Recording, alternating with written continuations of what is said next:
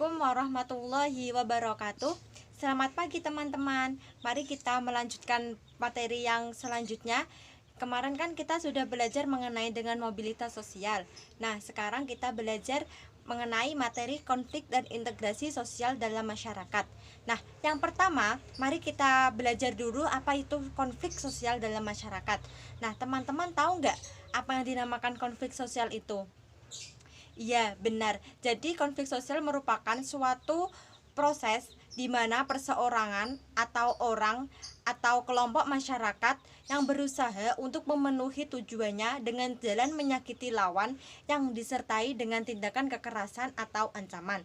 Nah, contohnya seperti konflik yang terjadi di dalam masyarakat. Misalnya ada peperangan antar RT yang menyebabkan yang persoalannya itu percecokan atau hanya salah paham, tetapi masalah tersebut malah dibesar-besarkan sehingga menjadi konflik yang terjadi dalam masyarakat. Selanjutnya yang kedua yaitu penyebab terjadinya konflik.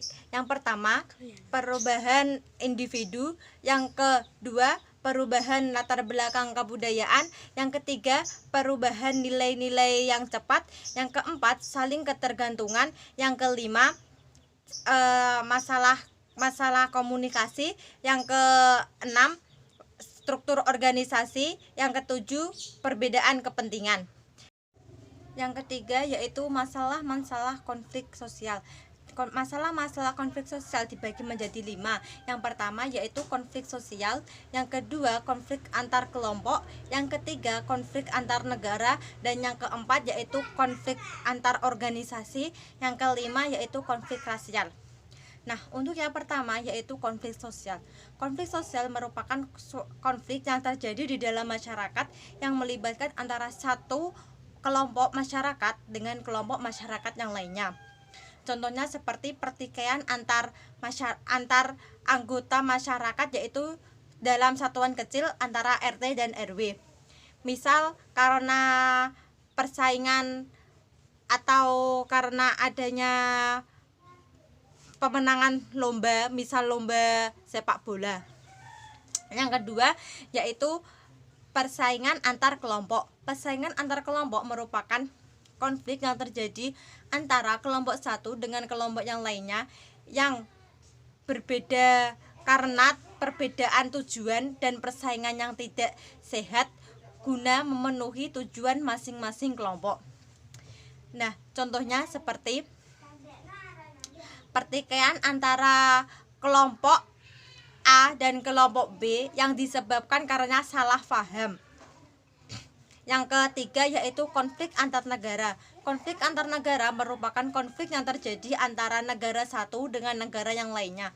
Konflik antar negara bisa terjadi karena adanya salah satu negara yang tidak sependapat atau tidak setuju dengan kebijakan negara lain.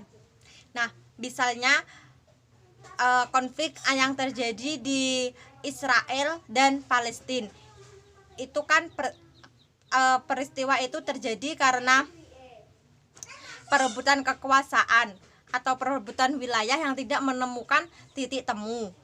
Nah, selanjutnya yang keempat yaitu konflik antar organisasi. Konflik antar organisasi merupakan konflik yang terjadi karena adanya salah satu organisasi atau kelompok organisasi yang tidak sependapat dengan individu atau kelompok.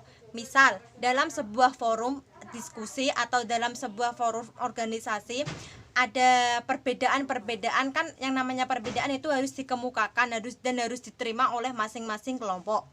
Nah, perbedaan itu menjadikan salah satu pihak anggota organisasi yang tidak setuju atau tidak menerima pendapat dari organisasi lain. Nah, selanjutnya yang kelima yaitu konflik rasial. Konflik rasial merupakan konflik yang terjadi antara ras atau suku satu dengan suku yang lainnya. Konflik rasial bisa terjadi karena perbedaan fisik. Misal, perbedaan fisik antara kelompok satu yang berkulit putih dan kelompok 2 yang berkulit hitam. Misal ketika itu ada terjadinya permainan, si anak kecil lah, anak yang namanya anak kecil itu kan sering mengejek. Nah, ini kamu kulitnya hitam, jangan berteman dengan aku yang kulitnya putih. Nah, yang nomor 2 tadi itu yang berkulit hitam bilang kepada komunitasnya atau kelompoknya bahwa kulit yang berwarna hitam itu jelek, kayak gitulah. Padahal kelompok satunya tidak mengatakan bahwa yang berkulit hitam itu jelek, seperti itu.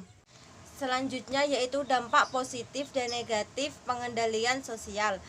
Yang pertama yaitu dampak positif pengendalian sosial dibagi menjadi 5, yaitu dapat menciptakan integrasi yang harmonis. Yang kedua, memunculkan kompromi baru. Yang ketiga, menciptakan kelompok baru. Yang keempat, dapat membuka wawasan. Yang kelima, menciptakan solidaritas antar kelompok atau individu. Yang kedua yaitu dampak negatif pengendalian sosial.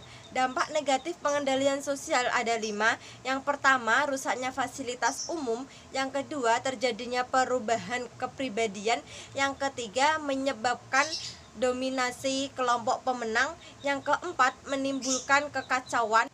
Yang kelima yaitu rusaknya berbagai harta benda. Yang selanjutnya yaitu yang terakhir, pengendalian konflik. Pengendalian konflik dibagi menjadi 8.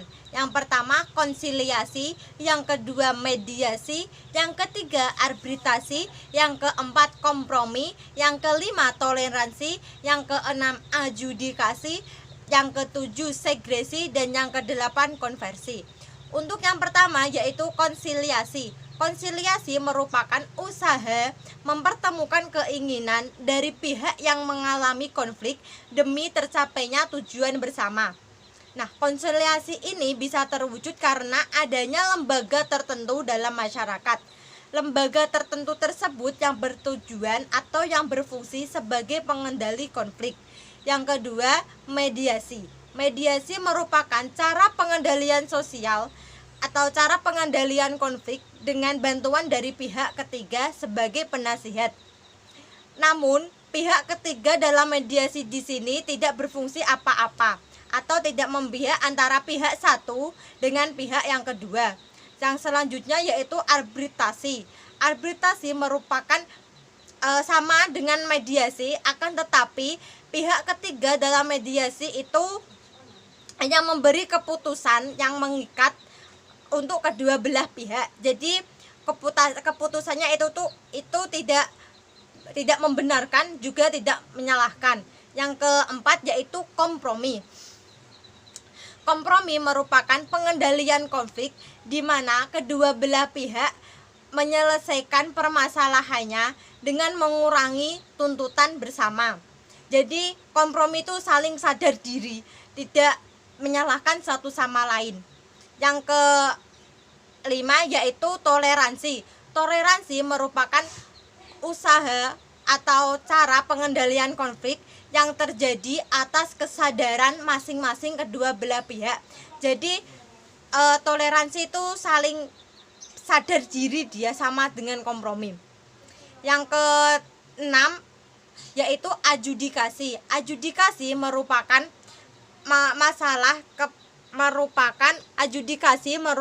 masalah atau permasalahan yang dibawa ke pihak pengadilan dan masalah tersebut diputuskan oleh pihak hukum atau diputuskan dengan secara hukum.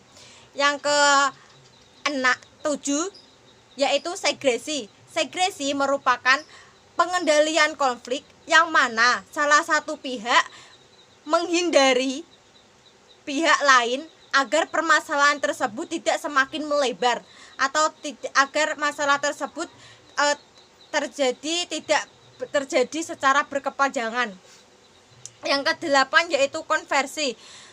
Konversi merupakan usaha atau pengendalian konflik yang mana salah satu pihak memutus untuk mengalah dan mengakui bahwa pihak lain itu lebih baik daripada dirinya. Selanjutnya yaitu poin yang kedua, integrasi sosial dalam masyarakat. Nah, kira-kira teman-teman tahu nggak apa yang dinamakan integrasi sosial itu? Iya, benar. Jadi integrasi sosial bisa disimpulkan bahwa penyesuaian unsur-unsur yang berbeda yang ada di dalam masyarakat yang menjadi satu kesatuan yang sama. Nah, unsur-unsur yang berbeda tersebut bisa meliputi suku, agama, budaya, ras, etnis, dan lain-lain. Selanjutnya, bentuk-bentuk integrasi sosial dalam masyarakat. Bentuk-bentuk integrasi sosial dalam masyarakat dibagi menjadi 3 bagian, yaitu yang pertama integrasi normatif, yang kedua integrasi fungsional, yang ketiga integrasi koersif. Yang pertama yaitu integrasi normatif. Yang integrasi normatif merupakan integrasi yang terjadi karena adanya norma-norma yang mengatur dalam masyarakat.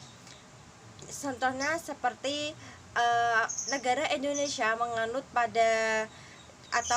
dengan semboyan Bhinneka Tunggal Ika. Nah, selanjutnya yaitu integrasi fungsional.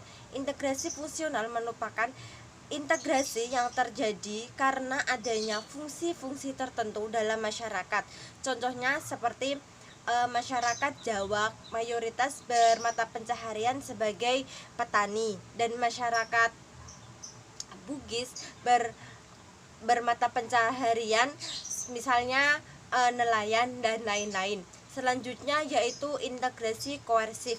Integrasi koersif merupakan integrasi yang terjadi karena adanya paksaan atau karena adanya unsur paksaan.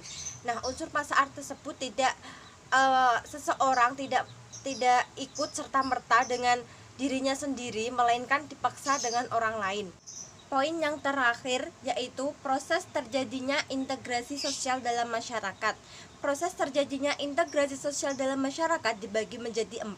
Yang pertama yaitu fase akomodasi, yang kedua fase kerjasama, yang ketiga fase koordinasi, yang keempat yaitu fase asimilasi. Nah, untuk yang pertama yaitu fase akomodasi. Fase akomodasi merupakan suatu proses pemulihan hubungan baik antara kedua belah pihak atau lebih yang sebelumnya mengalami suatu masalah. Nah, yang kedua yaitu fase kerjasama.